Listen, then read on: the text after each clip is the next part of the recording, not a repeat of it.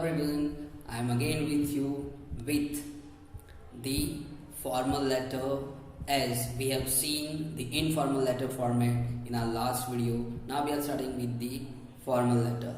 Formal letter we write to the people with whom we have the formal relation. Formal relation means the officially we write the letter to those people with which we have the official relation.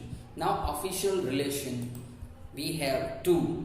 The office work means the bankers, the post office or any kind of the government offices or any offices, with our teachers, the principals. So with all these we have the formal relation, and whenever we write the letter to them we write the formal letter. So these all are mentioned here.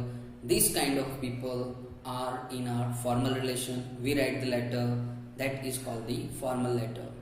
We write the requesting letter, we write the complaint about anything which we have the problem in our area, in our locality, or we have any kind of suggestions to them.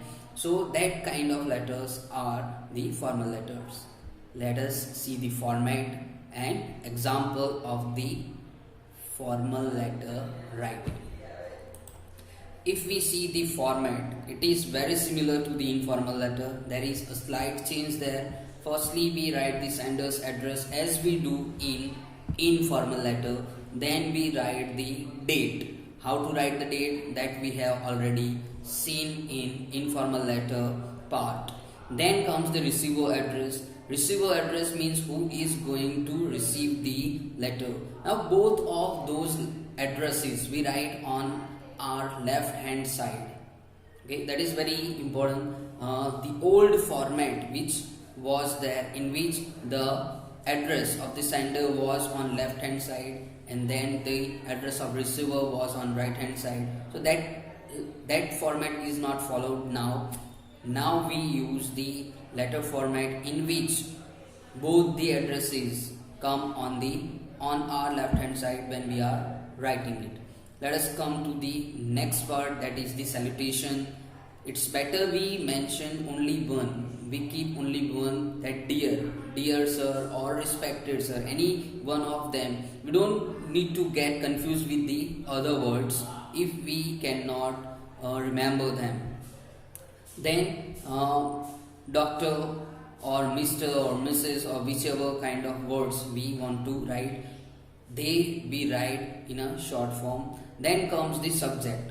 Now subject's place is not fixed there. The subject we write before the salutation or we write the after the salutation.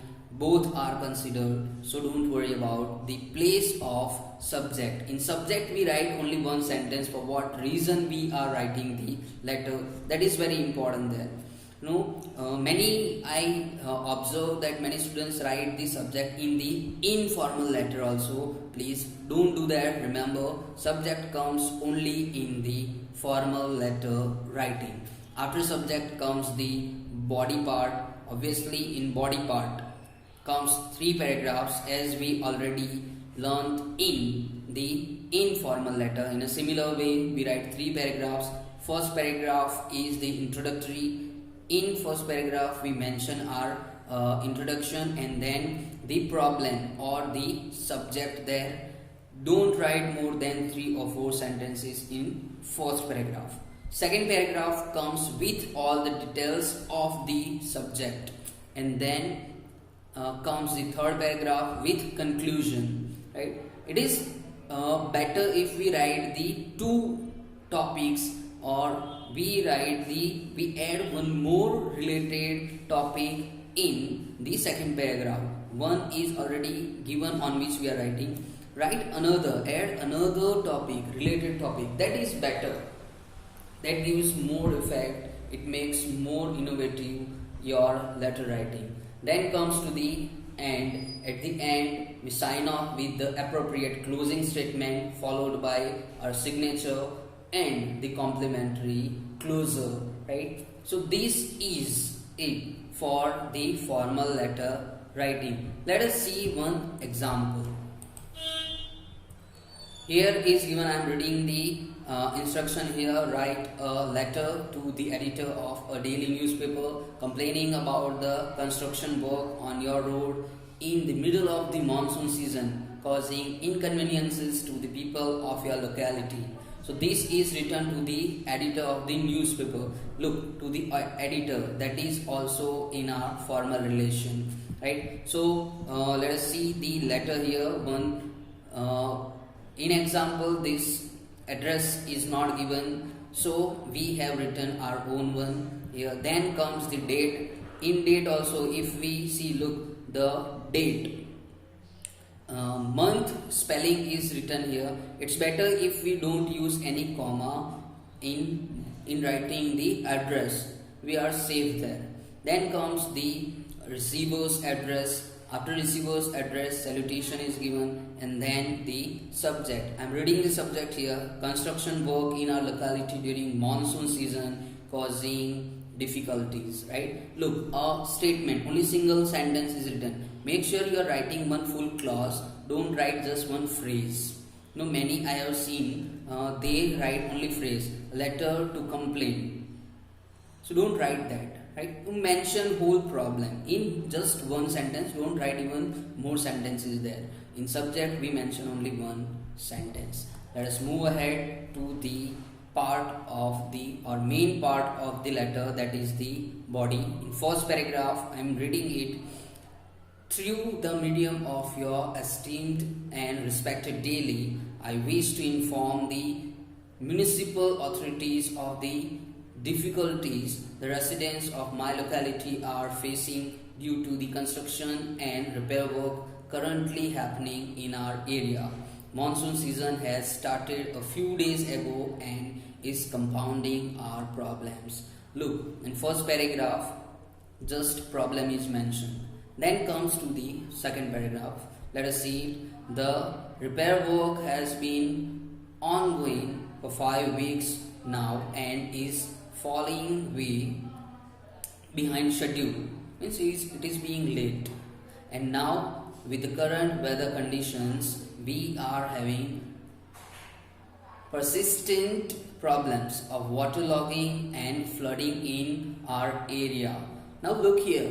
First problem is the repair work is going on, and the other thing is, what is the problem created there? The flooded area and the waterlogging. Water is there, and because of that roads are blocked, right? We are worrying is about the accident that may occur due to the debris lying around the road. Look, first thing is the waterlogging, and because of that other problem is created, that is the accident threat.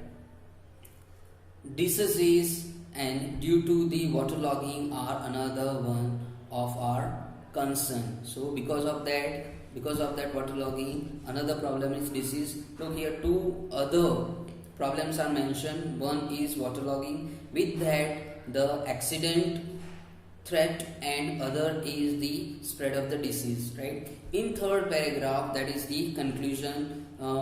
Therefore I wish to draw the attention of the concerned authorities with the medium of your newspaper. Hopefully you will be able to help us in drawing their attention and resolving this matter at the earliest.